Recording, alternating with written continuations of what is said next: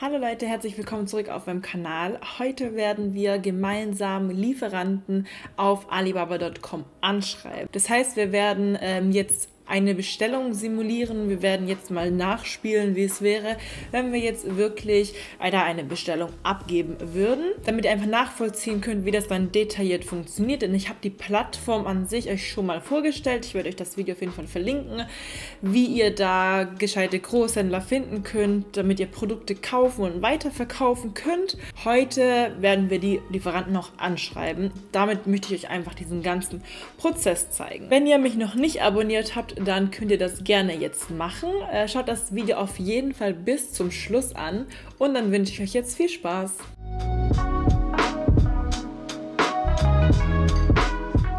Als erstes muss man natürlich wissen, wonach sucht man. Also eigentlich hat man ja dann meistens schon einen Plan und weiß, okay, ich möchte Produkt XY verkaufen und sucht dann eben spezifisch nach diesem Produkt auf Plattformen wie eben zum Beispiel Alibaba.com. Es gibt auch andere Plattformen, wo man auch Großhändler findet, die in Europa sind, in Deutschland, woanders oder halt auch andere Plattformen für asiatische Großhändler. Aber Alibaba.com ist eigentlich so die Go-To-Plattform. Deswegen gehen wir jetzt auch direkt auf die Webseite. Ihr geht dann einfach auf Alibaba.com und müsst euch da als allererstes registrieren. Das macht ihr hier oben bei diesem Männchensymbol auf Sign In, Join for Free. Dann geht ihr auf Join for Free. Dann gebt ihr hier einfach eure Daten ein. Ihr sagt, dass ihr ein Buyer seid, weil ihr ja kaufen wollt und gebt eure E-Mail-Adresse ein. Das machen wir jetzt hier mal. Dann wählt ihr natürlich ein Passwort. Dann schreibt ihr rein, wie euer Unternehmen heißt. Das kann auch euer eigener Name sein. So eigentlich, wenn ihr ja Einzelunternehmer seid, dann ist ja euer Name auch der Unternehmensname. Könnt ihr aber auch den Namen eures Online-Shops reinschreiben. Das ist eigentlich nicht so wichtig. Da geben wir jetzt mal ein, sagen wir wollen einen Laden aufmachen für falsche Wimpern. Wir wollen falsche Wimpern verkaufen und wir sagen jetzt, unser Laden heißt, weiß ich nicht, Fantastic Lashes oder so. Dann müsst ihr hier euren Namen eingeben, eure Telefonnummer, eure Handynummer. Dann müsst ihr euch hier noch verifizieren. Dann könnt ihr euch ganz einfach registrieren. Ihr bekommt dann per E-Mail einen Verifikationscode. Den müsst ihr dann hier eingeben, damit euer Account freigeschaltet wird. Und dann seid ihr auch schon drin. Ihr seht dann direkt auf der Startseite, dass ihr auch Suppliern folgen könnt. Die Lieferanten, denen ich folge, die werden dann zum Beispiel hier angezeigt und dann seht ihr hier irgendwelche Updates, wenn die neue Produkte hinzugefügt haben und so weiter. Seht ihr dann direkt hier. Hier oben könnt ihr nach Produkten suchen, könnt auch nach Lieferanten suchen. Request for Quotation, das bedeutet, dass du einfach sagen kannst, was du suchst, wonach du suchst, was für ein Produkt du brauchst. Beschreibst es, kannst Bilder anhängen von Beispielen von anderen Unternehmen zum Beispiel und die Supplier melden sich dann bei dir. Ready to ship bedeutet, du findest da alle Produkte, die sozusagen einfach schon fertig sind und die direkt verschickt werden können, die nicht irgendwie weiter produziert, angepasst werden müssen. Bei Logistics Services kann man sich durchlesen, was für Shipping-Methoden es gibt, und Buyers Club Benefits sind jetzt einfach Punkte, die man sammelt, wenn man da einkauft. Je mehr Punkte, desto mehr Rabatt und sowas kann man da auch bekommen, also wie bei anderen Shops eigentlich auch. So, wir wollen ja jetzt simulieren, dass wir einen Online-Shop haben und wir möchten falsche Wimpern verkaufen. Das heißt, wir suchen jetzt nach Lieferanten, die uns das eben bieten können. Wir brauchen einmal das Produkt an sich, also die falschen Wimpern, die Lashes, und wir brauchen natürlich auch eine schöne Verpackung. Lashes kommen ja immer in so einer schönen Box. Das heißt, wir suchen nach diesen beiden Sachen. Dann geben wir jetzt erstmal ein Fake Lashes und uns werden dann auch schon mal direkt einige Supplier angezeigt, einige Produkte, und die ersten, ich sag mal vielleicht 10, 15 Supplier sind eigentlich auch schon fast immer die besten. Das heißt, wir können hier erstmal gucken, wir können dann aber auch filtern. Ich benutze sehr gerne die Filter Verified Supplier. Das heißt, dieser Lieferant ist verifiziert, der wurde geprüft von einer dritten Firma und das heißt, es gibt die wirklich, die Konditionen sind gut und so weiter. Ich setze hier mal ein Häkchen. Und bei Trade Assurance, weil da ist einfach deine Zahlungsmethode nochmal abgesichert. Wenn das Produkt nicht ankommt, wenn es zu spät ankommt, kriegst du auf jeden Fall dein Geld zurück. Und du zahlst dann auch direkt über Alibaba, über PayPal und so weiter. Das heißt, die 2 Filter setzen wir auf jeden Fall. So, und dann können wir uns hier eben die Supplier angucken, können hier dann auch immer sehen, wie lange die schon auf Alibaba.com aktiv sind. Das heißt nicht, dass die auch wirklich nur jetzt hier zum Beispiel seit 9 Jahren Produkte liefern, Produkte herstellen. Es kann auch sein, dass sie schon seit 20 Jahren existieren, aber erst seit 9 Jahren auf Alibaba.com handeln. Deswegen darf man sich da nicht verwirren lassen, weil manchmal ist es echt ein guter Lieferant, dann steht da dran, erst seit einem Jahr tätig. Das bedeutet aber, dass er erst seit einem Jahr auf Alibaba.com verkauft. So, ich würde sagen, wir nehmen jetzt wirklich einfach diesen ersten Supplier, weil der ist verifiziert, seit 9 Jahren auf Alibaba und hat hier auch dieses Ready to Ship. Das heißt, die Produkte sind eigentlich so gut wie fertig für uns und wir müssen sie einfach nur kaufen und dann werden sie auch schon direkt an uns versendet. Das klicken wir einfach auf den Namen.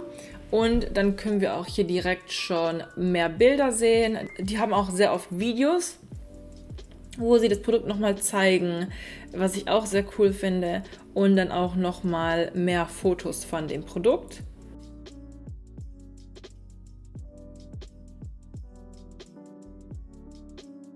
Und hier können wir dann nochmal sehen, für wie viel die Lashes verkauft werden. Da sehen wir, je mehr wir kaufen, desto günstiger wird der Einzelpreis der Wimpern.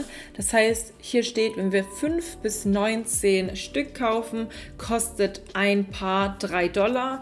Ab 20 bis 99 Stück kostet ein Paar $2,10 und so weiter. Weil die wollen natürlich, dass man viel einkauft. Das nennt man auch in Bulk kaufen. In Bulk auch ein wichtiger Begriff. Das heißt einfach, dass man viele Produkte auf einmal kauft. Hier sehen wir auch, dass sie verschiedene Längen anbieten von den Wimpern, je nachdem, was man verkaufen will. Aber ich würde gar nicht so viel jetzt hier drauf gucken, wie wenn man jetzt normal shoppen würde, wo man die Größe aussucht, Farbe und so weiter, sondern es ist wirklich wichtig, dass man mit dem Händler Kontakt aufnimmt und da sich über alle Details informiert. Es ist auch, um eine langfristige Beziehung aufzubauen, ist es auch ratsam, die kontaktieren einen auch gerne über WhatsApp, dass man Nummern austauscht und da sich die ganzen Infos holt, weil dann ist man immer auch irgendwie schneller dabei, eben nochmal Fragen zu stellen, Bilder zu schicken und so weiter, aber niemals über WhatsApp bestellen, ne? Also wirklich nur als Kommunikationsmittel benutzen und dann über Alibaba bestellen, aber WhatsApp ist eigentlich auch sehr einfach für sie zum Kommunizieren, machen sie auch sehr gerne. So, und dann könnten wir hier rechts auf Contact Supplier gehen. Das machen wir jetzt. Und dann kann man hier direkt schreiben, einfach eine Message hinterlassen und Fragen stellen, die man stellen will. So, als allererstes immer nett und höflich sein, Hallo sagen, sich selbst vorstellen, wonach man sucht. Das heißt, wir schreiben jetzt mal. Also ihr müsst das wirklich auf Englisch machen. Wenn ihr kein Englisch könnt, dann benutzt einfach DeepL. Und dann sagen wir jetzt zum Beispiel sowas wie, die wollen ja das Gefühl haben, dass man auch wirklich kaufen will. Deswegen fragen wir jetzt erstmal, was wäre denn der Preis für Wimpern, wenn wir sie in Bulk kaufen? 300 Stück, sagen wir jetzt mal zum Beispiel. Wir wollen ja auch verschiedene Styles an Wimpern und sowas dann bestellen. Das heißt, wenn es 300 sind, könnten es 50 von dem Style sein, 50 von dem Style, 50 von dem Style zum Beispiel. Das fragen wir dann auch. Und aus welcher Qualität die sind, ist auch zum Beispiel eine gute Frage. Oder was ein Sample kostet. Ein Sample ist dann einfach ein Produkt, das wir dann austesten. Die sind meistens teurer, also wenn man wirklich nur ein Produkt bestellt, um es auszutesten, kostet das Produkt so $30 vielleicht, plus noch Versand. Aber ist natürlich trotzdem wichtig, das zu machen, weil man will ja das Produkt auch austesten.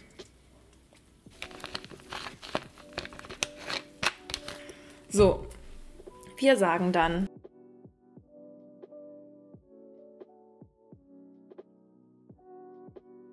also ich suche nach einem Lieferanten für mein Wimpern-Business.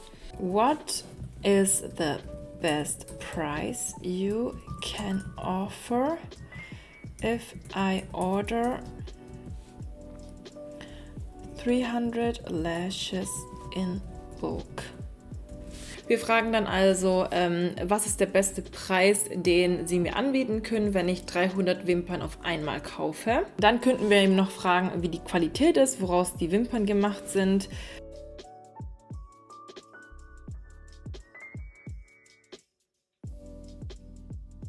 Und wir könnten auch dann nach so einem Katalog fragen, wo eben alle Styles aufgelistet sind, die sie anbieten und wir uns dann daraus aussuchen können, wie viele wir von welchem Style kaufen. So, das wären jetzt eigentlich die ersten Fragen, die ich stellen würde und würde dann auch einfach auf Send Inquiry Now gehen. Das heißt, wir kontaktieren dann wirklich den Supplier. So, und dann haben wir auch schon die Anfrage abgeschickt. Wir sehen dann auch hier direkt schon eine automatische Antwort. Die brauchen hier, sagen sie, erstmal unsere Adresse. Da können wir dann einfach auf Click to Share gehen und unsere Adresse wird automatisch mit denen geteilt, weil sie dann auch sowas wie eben die Lieferkosten berechnen können. So, und dann warten wir einfach auf eine Antwort. So einfach ist es wirklich und reden dann einfach mit denen darüber und entscheiden uns dann, wie viel wir wovon kaufen. Die schicken uns dann einen Link, um über Alibaba zu bezahlen. Ganz wichtig, nicht außerhalb von Alibaba bezahlen. Am besten über Alibaba, über PayPal oder Kreditkarte bezahlen zum Beispiel, aber nicht über Western Union oder so zahlen. So, dann müssen wir auf eine Antwort warten. Was wir dann auch noch machen können, beziehungsweise was mich viele fragen ist, gut, die Lieferkosten sind aber eigentlich immer so teuer. Können wir uns mal jetzt direkt anschauen. So, wir können hier auf Shipping, steht ja jetzt erstmal $0 gehen. Wir müssen mal hier auf Change gehen. Und wir sehen, dass die sogar gratis Versand anbieten. Leute, das ist eigentlich, also so wie ich es kenne, nicht so häufig bei Alibaba, aber die bieten hier wirklich gratis Versand an. Die Ware kommt innerhalb von 3 Wochen, 3-4 Wochen. Also da haben wir eigentlich wirklich einen sehr guten Lieferanten ausgesucht, weil dann zahlen wir wirklich nur jetzt den Preis für das Produkt an sich. Aber wir sollten trotzdem nochmal fragen, was der Versand kostet, beziehungsweise dass wir gesehen haben, dass der Versand gratis ist, ob das jetzt auch wirklich so stimmt und das so passt. In der Zwischenzeit schauen wir uns an, wer denn so Boxen verkauft, wo man die Wimpern reinmachen kann. Das machen dann natürlich auch oft die Lieferanten selber, die auch die Wimpern verkaufen. Das heißt, man könnte die auch nochmal fragen, aber wir können jetzt auch mal gucken, explizit nach Lash Boxes. Geben wir jetzt hier einfach mal ein. Und dann können wir da natürlich auch fragen, ob sie unser Logo drauf machen können, die Farbe anpassen und so weiter. Wir setzen hier wieder die Filter. Und dann werden uns wieder hier diese Lieferanten angezeigt. Hier dieses MOQ bedeutet, dass wir eben mindestens diese Anzahl an Boxen jetzt zum Beispiel kaufen müssen. Also es können mal mehr, mal weniger sein. Wir klicken jetzt mal da drauf. Die haben immer noch ganz, ganz viel mehr andere Designs da. Das heißt, man muss dann auch einfach fragen, was die so an Designs anbieten, was die so machen. Und kann dann eben auch nach so einem Katalog fragen. Hier gucken wir uns jetzt aber nochmal das mit dem Shipping an, mit den Lieferkosten. Standardmethode kostet die Lieferung jetzt zum Beispiel nur $7,30. Aber das kann sich auch ändern, je nachdem, wie viel man kauft, wie schwer das Paket ist und so weiter. Das heißt, das muss man wirklich dann auch nochmal fragen, wenn man dann den Lieferanten kontaktiert hat. Wir schreiben den jetzt wieder. Wir gehen wieder auf Contact Supplier und schreiben dann nochmal das Gleiche.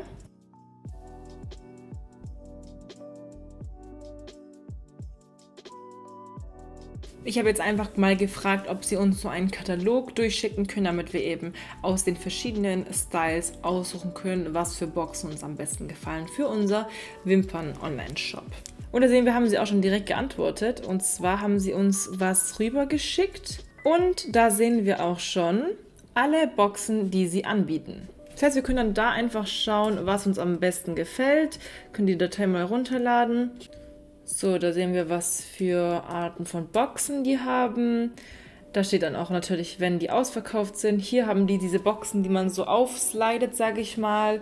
So Klappboxen haben die mit durchsichtig, so Diamant. diamantförmige, quadratische, also die haben wirklich eigentlich so gut wie alles. Dann auch Boxen für so Multi-Pakete, wo so mehrere Lashes drin sind. Ja, und dann kann man sich da einfach aussuchen und sagen, hey, mir gefällt jetzt zum Beispiel die Nummer 125 und die Nummer 123, kann ich die denn mal als Sample bestellen? Was kostet es, wenn ich mein Logo drauf mache und so weiter? So, wir sagen jetzt, dass wir die 123 sehr mögen, wie viel es kosten würde, wenn wir 300 Stück davon kaufen und unser Logo drauf drucken lassen.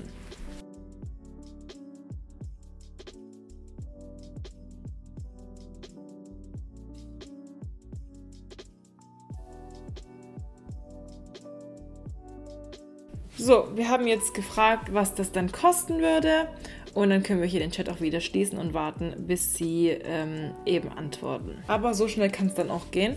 Und so würden wir das dann eben auf Alibaba.com machen. Also einfacher geht es eigentlich nicht. Es ist ein bisschen zeitaufwendig, klar, dass man da hin und her schreiben muss, aber man will halt wirklich auch auf Nummer sicher gehen, dass man was bekommt, was man auch verkaufen möchte, was man auch selber kaufen würde. Das gleiche könnt ihr dann auch mit jedem anderen Produkt machen. Ihr könnt alles hier finden. Da haben wir jetzt auch schon wieder eine Antwort bekommen, und zwar eine Box kostet $1 pro Stück, wenn wir 300 Stück kaufen. Und wir müssen nur einmalig $25 zahlen dafür, dass das Logo aufgedruckt wird. Das heißt, es wären dann $325, um die Box zu kaufen.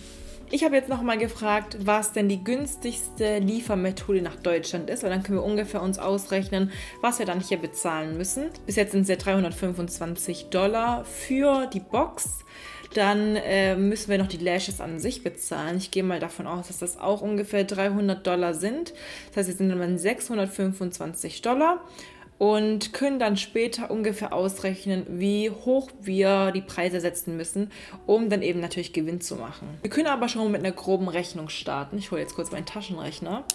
So, und dann rechnen wir mal. Wir haben ja bis jetzt die $325 für die Boxen. Sagen wir jetzt, dass der Versand $20 kostet. Und dann haben wir noch, sagen wir, die Lashes an sich kosten nochmal $300 und nochmal $20 Versand. Dann sind wir bei $665, die wir bezahlen. Was ich dann gerne mache, ist, ich nehme jetzt diese 665 und teile sie durch 300, weil im Endeffekt haben wir nur 300, also daraus haben wir 300 Produkte, die wir dann wirklich verkaufen, also 300 Lashes. Und dann wissen wir, was ein Wimpernpaar eben gekostet hat, mit Versand, mit Box und so weiter. Dann wissen wir wirklich den Wert von einem Produkt, das wir verkaufen, den Einkaufspreis. Dann teilen wir hier durch 300. Das heißt, im Endeffekt zahlen wir 2,22 €. Das heißt, in den 2,22 € ist dann auch die Box dabei und dann auch der Versand dabei. Weil sich Leute immer Sorgen machen mit, oh, ich muss immer so viel Versand zahlen, 30 €, 20 €. Aber wenn man es dann wirklich runterrechnet, hat man dann pro Produkt dann nur, weiß ich nicht, 30 Cent Versand bezahlt oder so. Und dann wissen wir, okay, wir haben 2,21 € an Einkaufskosten. Da kommen dann natürlich auch so Kosten hinzu, wie zum Beispiel der Karton, in dem man das Produkt wirklich verschickt. Zum Beispiel, also könnte man jetzt auch sagen, dass man eben, weiß ich nicht, man hat sich 100 so Kartons gekauft zum Verschicken. Die haben dann auch wieder 100 € gekostet, dann war es 1 € pro Karton. Dann macht man hier jetzt zum Beispiel noch +1 drauf, hat man 3,20 € wieder pro Produkt. Dann weiß man, okay, das ist jetzt wirklich das, was mein Produkt an sich kostet. Und dann kann man eben dann daraus den Preis machen. Man sagt dann zum Beispiel, okay, ich möchte, dass ich dann das Vierfache davon an Gewinn einnehme oder so. Multipliziert dann einfach die Zahl mal 4 und weiß dann, ich muss das Produkt dann für 12,90 € verkaufen. Und so haben wir dann eigentlich schon unseren Preis. Das kommt jetzt natürlich wieder drauf an, was für Ausgaben man hat, die man decken muss, dass man dann den Preis höher setzen muss. Da muss man einfach immer ein bisschen ausrechnen, aber damit man einfach die Preise nicht einfach wahllos wählt, muss man schon eine Ahnung haben, was denn alles gekostet hat und das dann nochmal runterbrechen auf, was hat dann im Endeffekt wirklich das Produkt an sich gekostet.